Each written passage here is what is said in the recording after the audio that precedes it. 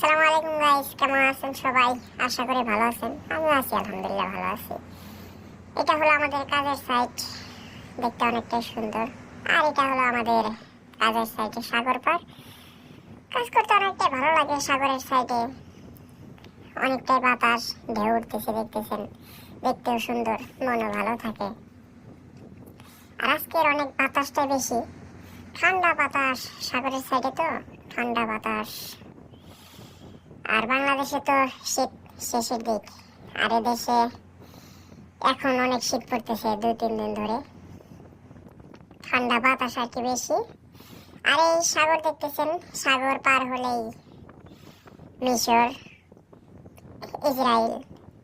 সাগর পার হতে speed boat দিয়ে সময় লাগে আপনার প্রায় 1 ঘন্টার মতো লাগে। আর আমাদের কাজের সাইট, কাজ প্রায় শেষের দিক, আর 2-3 মাস পরে কাজ শেষ হবো।